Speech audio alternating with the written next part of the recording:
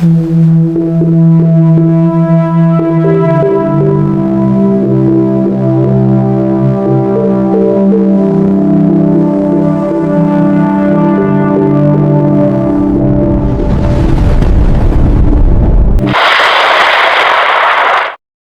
po ang pinakahuling update sa lagay ng panahon ngayong Biyernes, ika-31 ng Oktubre taong 2025.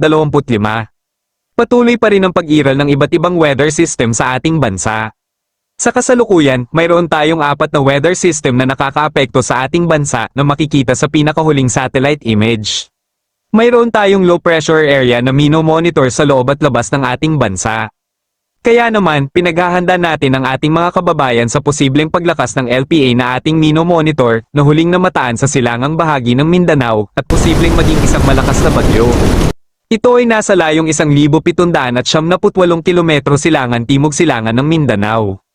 Mataas ang tsansa na ito ay maging ganap na bagyo sa mga susunod na araw.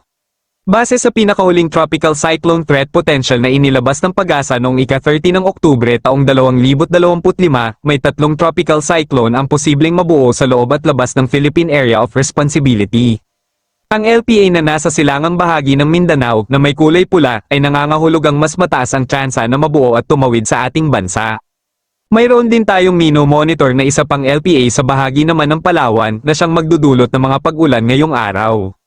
Samantala, mayroon din tayong pangatlong tropical cyclone na posibleng nasa Tropical Cyclone Information Domain.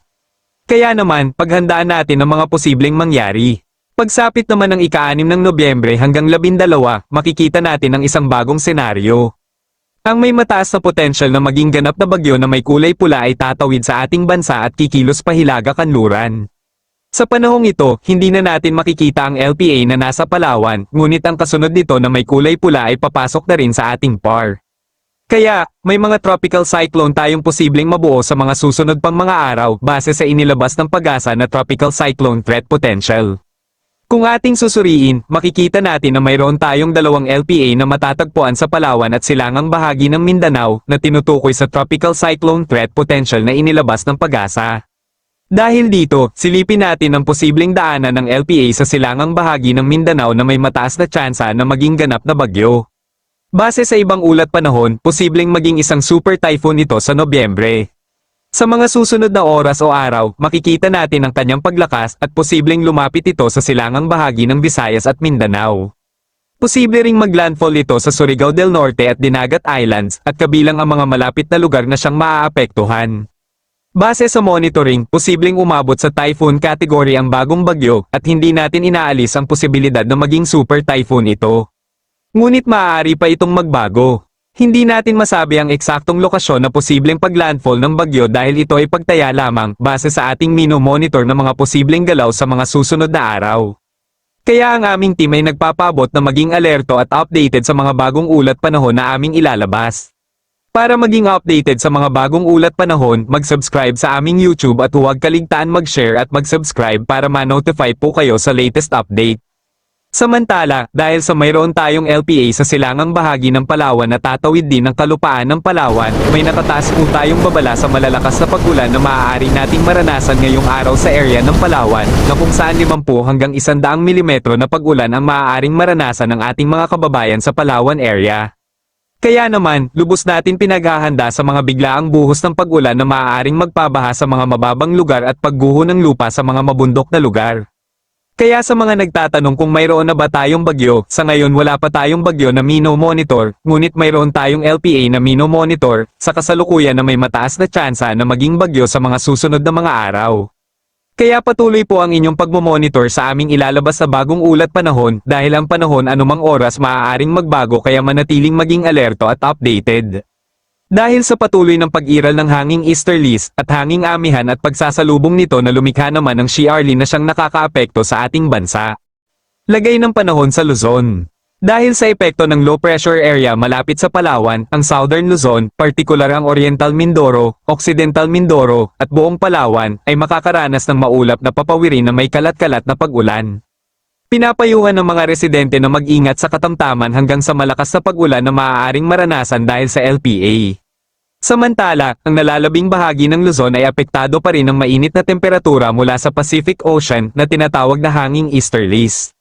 Ito ay nagdudulot ng bahagyang maulap na papawirin na may kalat-kalat na pag-ulan sa Bicol Region, Quezon Province, at Aurora. Mag-ingat sa biglaang pag-ulan dahil sa hanging easterlies. Patuloy pa rin ang pag-iral ng hanging amihan na nagdudulot ng pag-ulan sa Batanes at Babuyan Islands. Asahan ng maulap na papawirin na may pag-ulan. Dahil sa Sirline, ang Cagayan Valley Region, kabilang ang Isabela, ay makakaranas ng partly cloudy skies na may biglaang buhos ng ulan, lalo na sa hapon at gabi.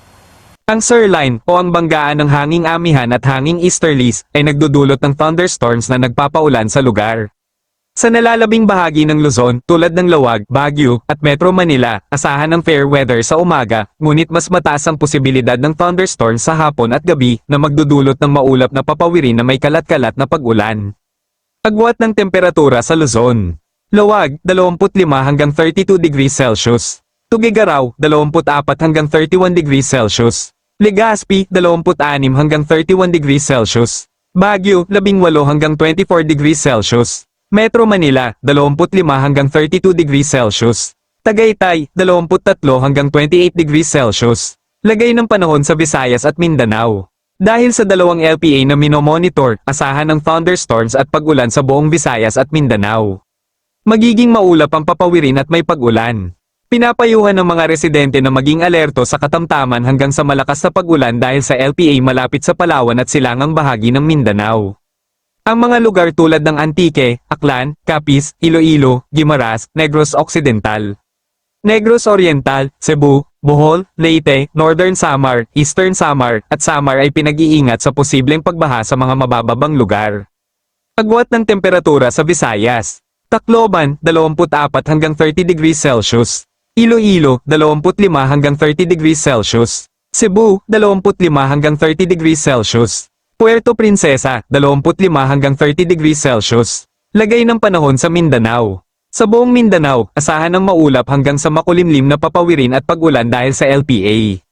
Ang Zamboanga Peninsula, ARMM, Soxargen, Northern Mindanao, Davao Region, at Caraga Region ay makakaranas ng maulap na papawirin at pag-ulan dahil sa dalawang LPA. Maging handa at updated sa mga bagong ulat panahon. Agwat ng temperatura sa Mindanao. Zamboanga, 24 hanggang 31 degrees Celsius. Cagayan de Oro, 24 hanggang 29 degrees Celsius. Davao, 23 hanggang 31 degrees Celsius. Lagay ng panahon sa karagatan. Sa kasalukuyan, walang gale warning sa anumang baybayin ng Pilipinas. Gayunpaman, pinag-iingat ang mga residente sa extreme northern Luzon dahil sa mataas sa pag-alon na maaaring umabot sa 1.5 hanggang 2.8 metro. Light to moderate na pag-alon ang inaasahan sa nalalabing bahagi ng karagatan.